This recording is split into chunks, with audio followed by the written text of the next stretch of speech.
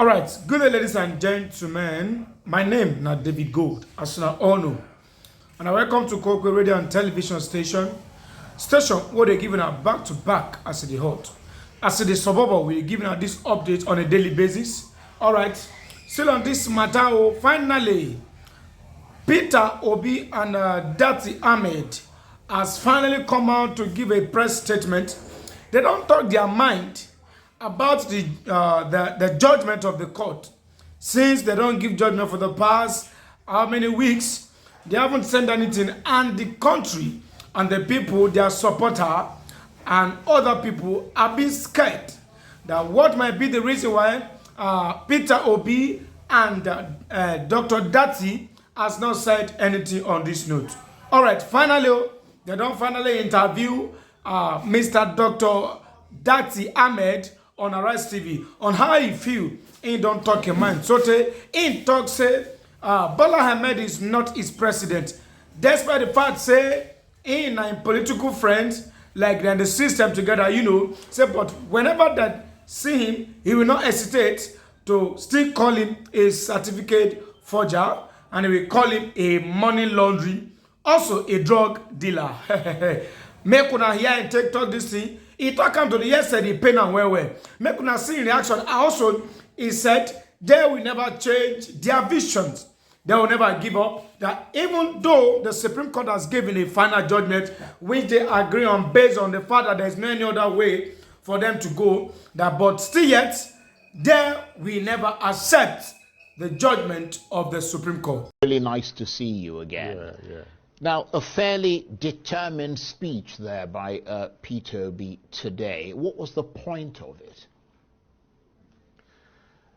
That the judgment eventually and ultimately from the Supreme Court stands accepted, largely because we can't do anything about it. We reject it.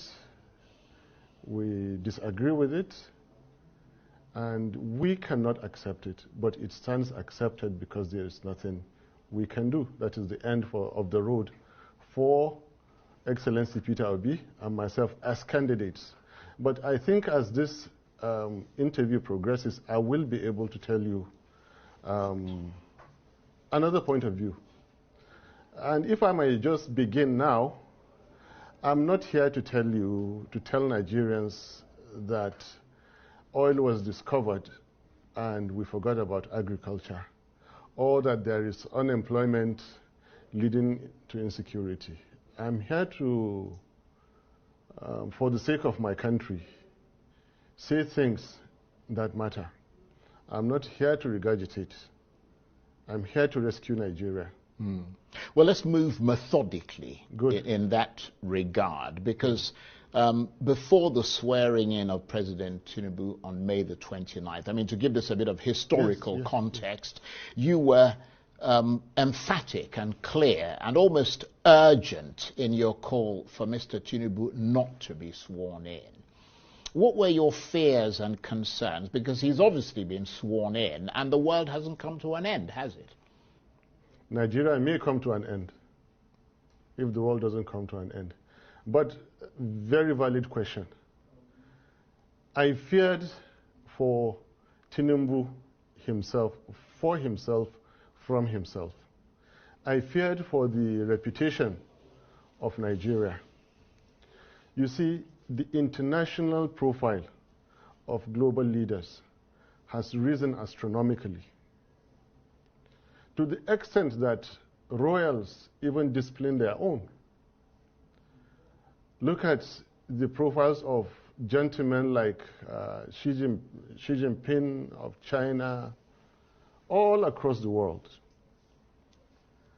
All of a sudden, we were faced with the dilemma of having to present to the world who our own president to be was. And I was one of those who knew that the answers were not good. The whole country would be put to shame. The last time I spoke, I nearly brought Tinubu's ambition to a screeching halt. This is evident by the events that followed immediately afterwards. One minister wrote the DSS on his company stationery. I don't know how that is possible. And another minister, skipped ECOWAS, skipped AU, and went all the way to Washington to report me. And Nobel laureate, a very, very senior citizen, inviting me to a national debate. And I'm not that smart enough, even though my dear good friend Chimamanda acted on my behalf. And then DSS coming out a week later, under duress, of course, you could see, to do the bidding of that minister. This shows they were scared. My simple point was that no constitution or any part thereof shall be breached in order to install a president. And if that is done, that presidency will remain unconstitutional. And I remain on this point. I pointedly say he must not be sworn in. They have gone ahead to do it. It is not the first time. Out of 16 heads of state stroke presidents of Nigeria, 9 were not elected. 7 were, out of that 7, 1 still remains challenged, Alhaji Tinubu. Challenged. And that is because of the constitutional breach. Now, my attitude from day one was that, based on experiences, let's forget anything electoral. I know the system deeply. My boss, Obi, knows the system deeply. Let's go for the constitutional point. Yes, of course, there is that issue of the forfeiture. There is the forgery. But the clearest one we could get was on the FCT point. Now, get that FCT point. Get him not sworn in. There are at least 2 other constitutional channels while sustaining democracy that we could have followed, but they wouldn't.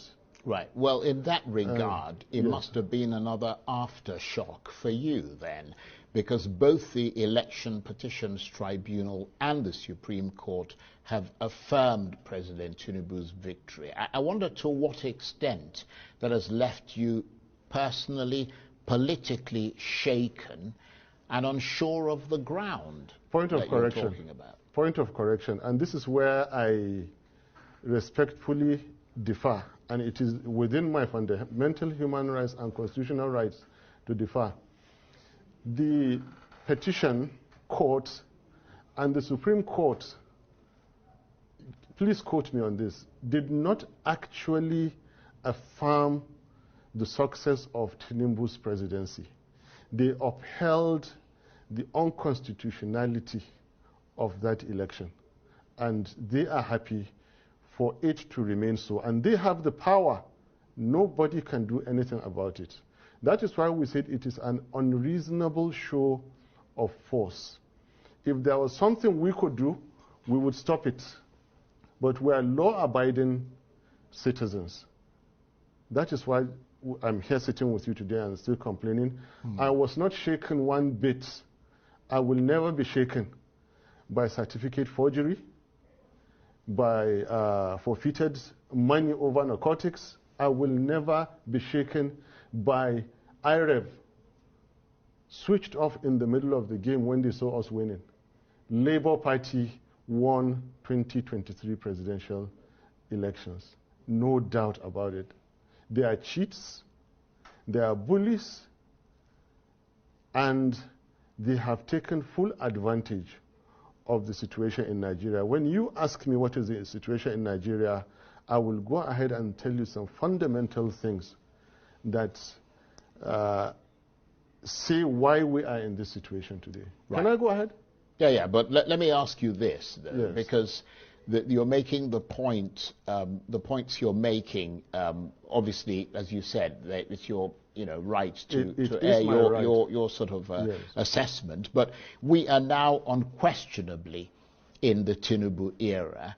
And he's clearly made some bold moves since he was sworn in on May the 29th. What do you think his presidency has delivered so far? Disaster. There is nothing bold or special about making appointments. Anybody can make appointments. Any right-thinking businessman, any public servant can make appointments. There is nothing. People jump over you, pay money, buy appointments.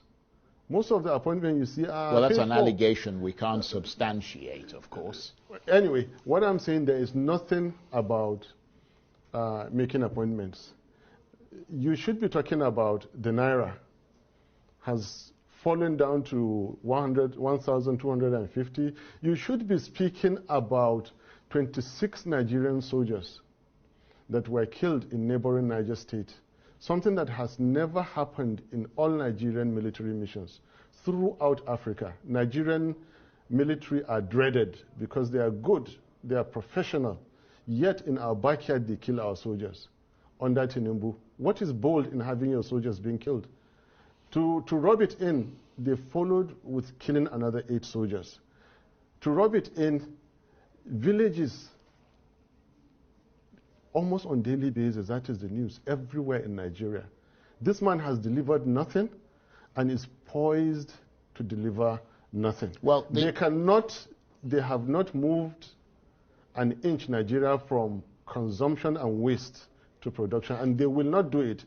They will not stop the killings and start the healing. Well, they will not stop the stealing and start the keeping. And they will not stop slide of Nigeria, and they cannot start the climb. Well, I mean, the international community, certainly some in the international community, would beg to differ with your assessment, because I wonder what your reaction is to the latest Fitch international ratings agency, which is hugely respected across the world, and that is the front page of this day newspaper today. Fitch has rated Nigeria's credit worthiness as stable.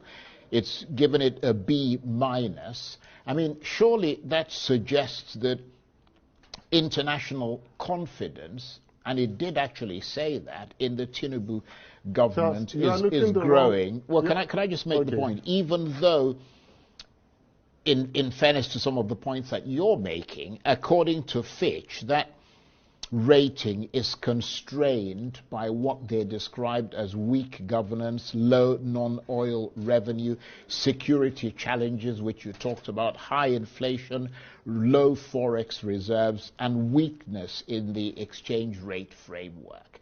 Nevertheless, for somebody who just started in office about 5-6 months ago, to have that kind of rating from... I have a lot to say.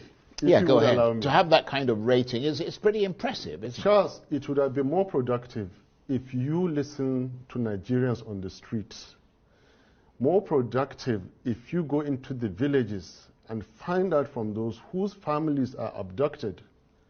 Find out from average Nigerian worker when they go to buy foodstuff in the market. Not Fitch. Fitch don't know you. They don't know Nigerians. They don't know. Look, I live on statistics. I eat, I sleep statistics. So does OBI. We create statistics.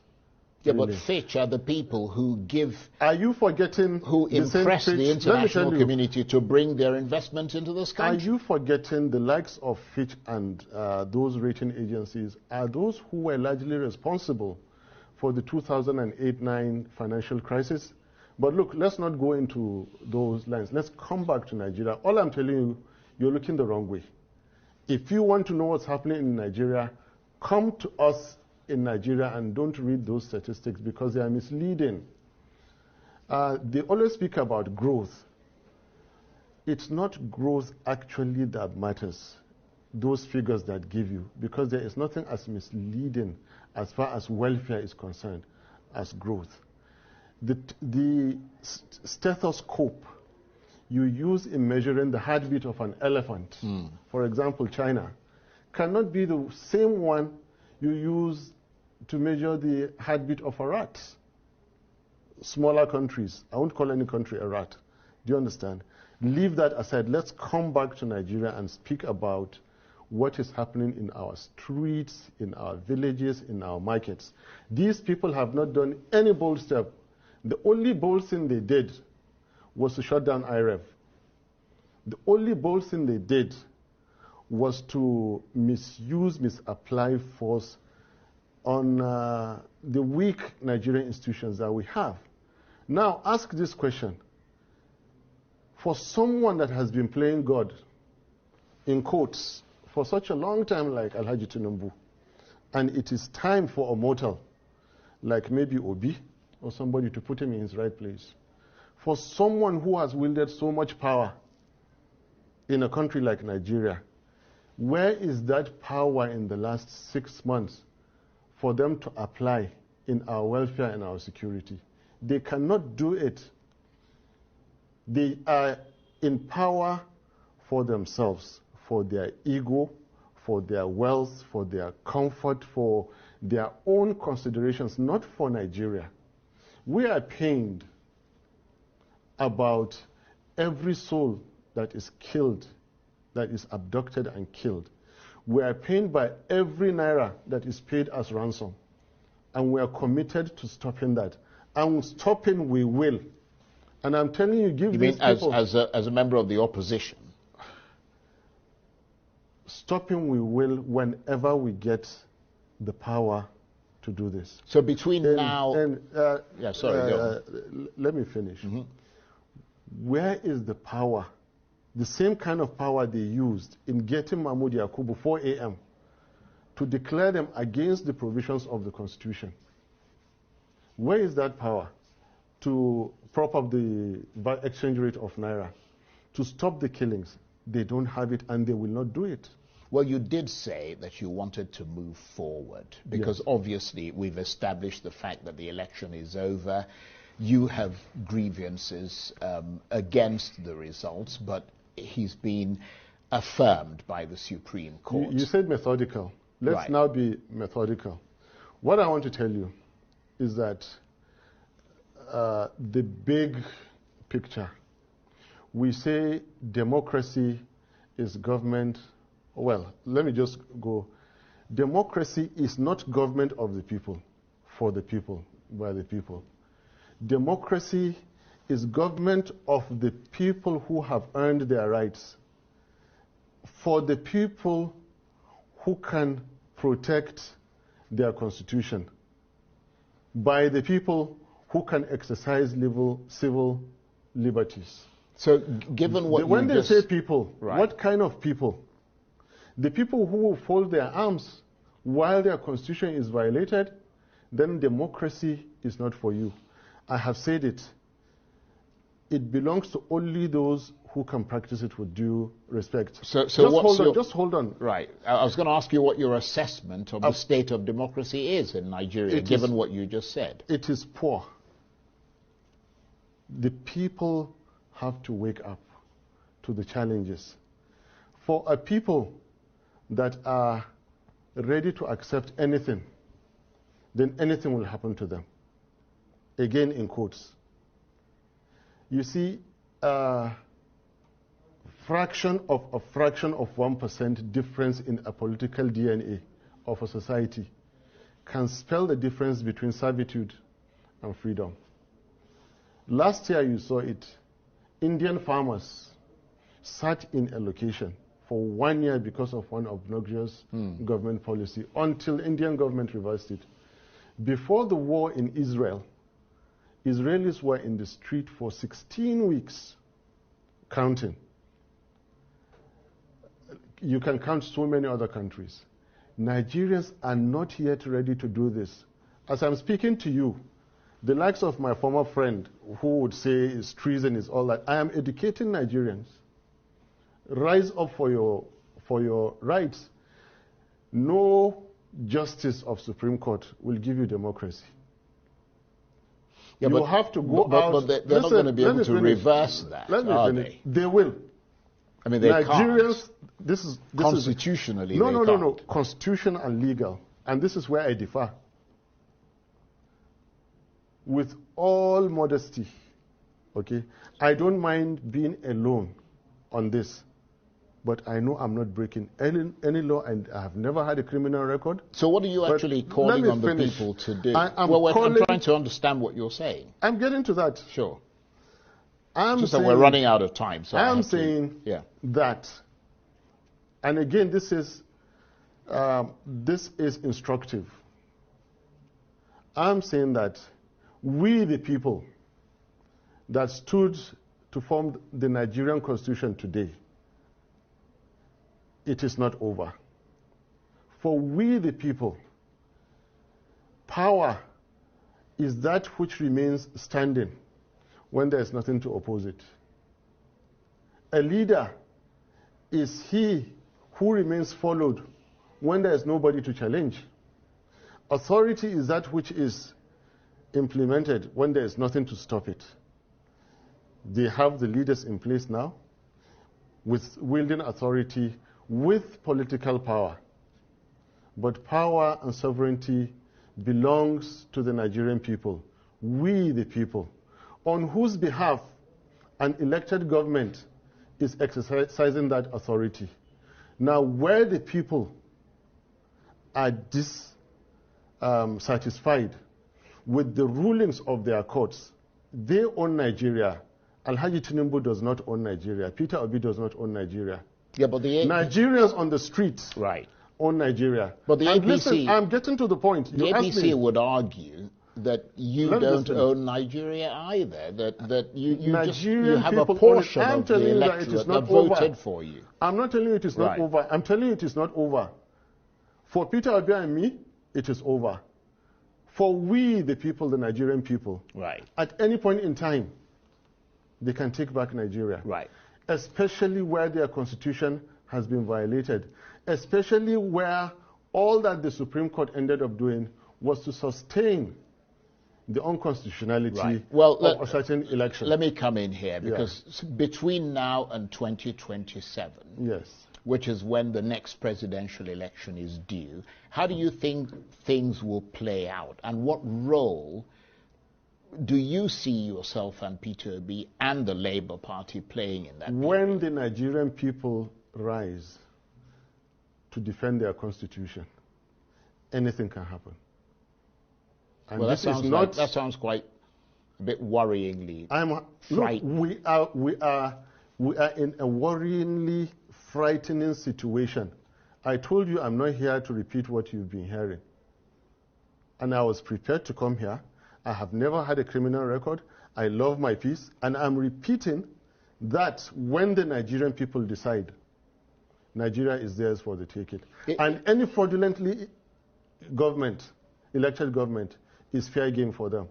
Nigerian people have the right, the constitutional right. As we speak now, DSS can go and interpret. They have lawyers there. Police, IG, and every day can go and interpret. The Nigerian people have that power. Not Obi or Atiku or anybody. Nigerian people have the power at any point in time to take their country. All they have to do, not even seek approval. They give notice. It's interesting. And listen. You turn away the barrel of your guns, away from the Nigerian people, and point them at the enemies of Nigeria. This country belongs to Nigerians. Well, you've made that point. When Nigerians decide, but if they want to practice democracy, they will take this country. It has happened before. The military decided, they took Nigeria for so long, they fixed Nigeria and handed it back. Now, whoever thinks that the Supreme Court will give democracy from any courtroom, the way it appears now is mistaken. It's interesting. Nigerians have to go out. You've made that point. Nigerians have to go out and democracy. And this is not a treasonable comment. I am not a careless person. I have never. So you've thought the things you're saying through. I thought it through very, very well. Well, the Constitution is made by Nigerian people.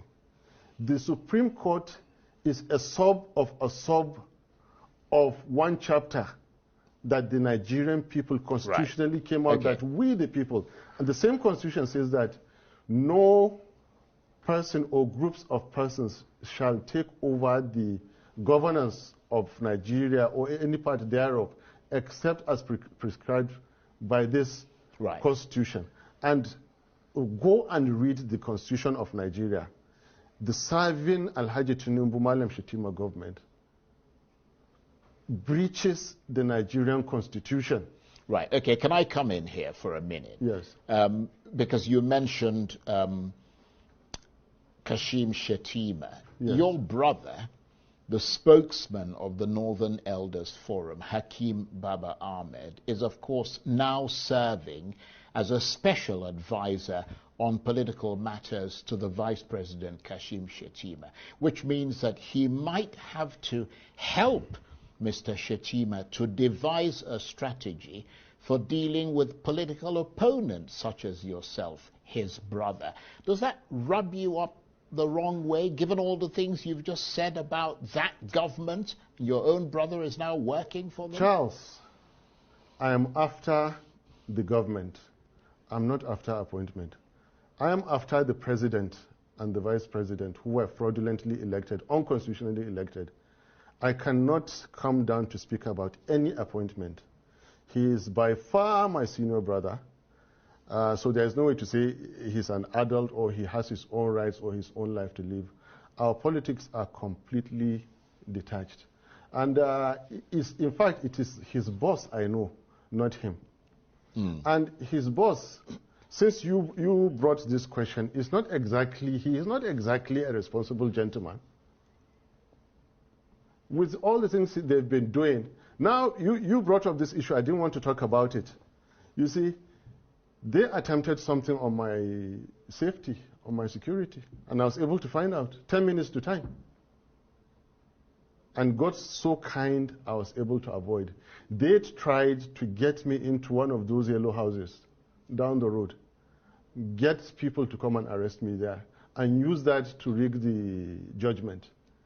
I became so inquisitive, and I dodged within 10 minutes, only for me to come and find out, based on strong suspicion, where it came from. And with what I see, then the strangulations in Lagos in the past, yes, they happened, and they were for a reason.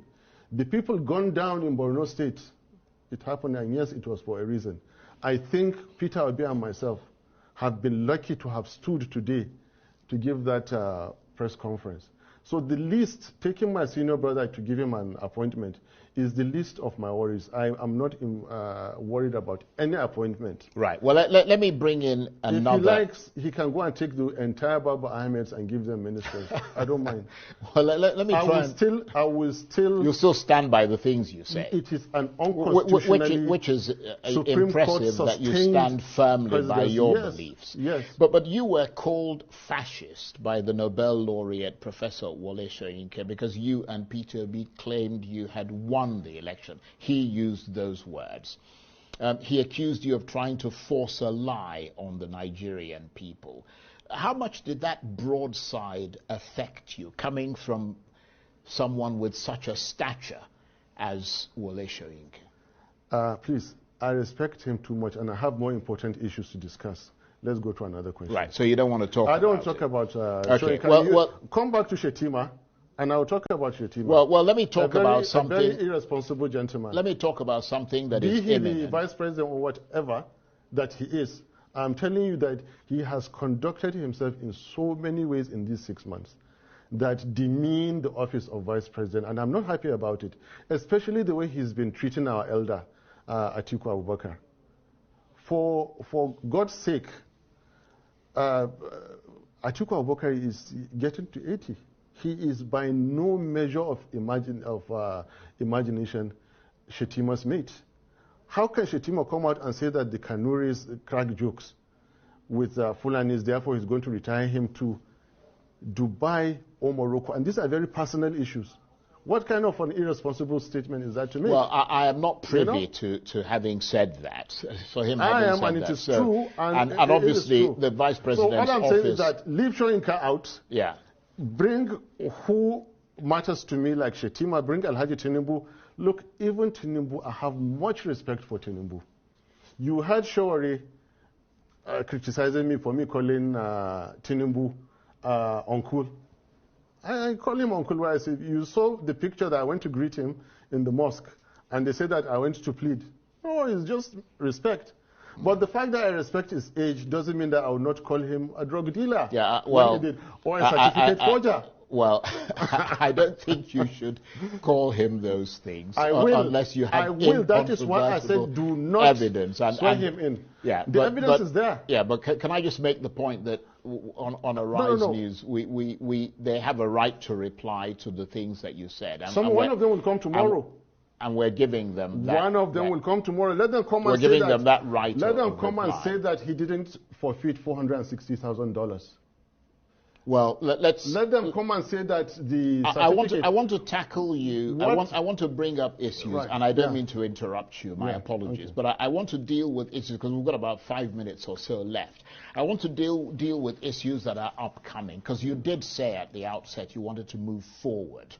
Off-season elections are, of course, due on November the 11th in 3 states, Kogi, Bayelsa, and Imo. The Inspector General of Police has just redeployed the Commissioner of Police. That's not my line. Leave in it. Imo. I don't have any answer for you. That's not my line. Right, because I was going to ask you, is it, I mean, we saw, for example, to assess the chances of the Labour Party there. That's not my line. Come back to the substance of democracy, of what the Fourth Republic has done. You know, we all have our specialities in this game that we do. I don't know about those elections. Yeah, but you're the vice presidential candidate of the party. Not that and the more your party gains political traction, speak to me on the more it is good for you. I know. Speak to me where I have strength on. That one is for the party chairman and His Excellency, my boss, Peter Obi. They can handle that, but come back to the issue of constitutional breach. Come back to the issue of the rights of the Nigerian people. Come back to the fact that I keep telling you, it is not over. If the Nigerian people decide to rise, they will reclaim Nigeria. The Europeans came. There was no constitution. And they had power. They colonized Africa. So power is when you have the power to do and nobody can say. Now, Nigerians can take this power because their constitution has been breached. Right. That constitution is there. So they had faith. Right. Nigerians had faith. I think you've made that point over and over again. We've got about 3 minutes left. Yes. What is your next move? All right, with all set and done, we all know as Nigerians that Bola Ahmed Tinubu has never been the person who won the 2023 the presidential election. You know, even the babies in the womb knows that. But at this point, I feel since he has been stretching a hand of unity, you know, and a hand of friendship in the governmental system, the federal government system, why not? But it's very glaring and it's very truthful and transparent enough that Nigerians know that Bola Ahmed Tinubu is not the winner of the 2023 presidential election. So, therefore, nobody is supporting Bola Ahmed Tinubu. Nobody is saying he's the best man. Everybody knows both his case file, also the certificate forgery.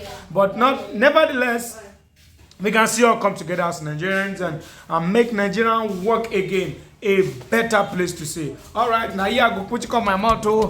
Before I go talk, say I don't come again. Una bye. Ọmọ ní fowó sí ni. Bóyá sanwó mi, bóyá sanwó mi, kò bá tètè.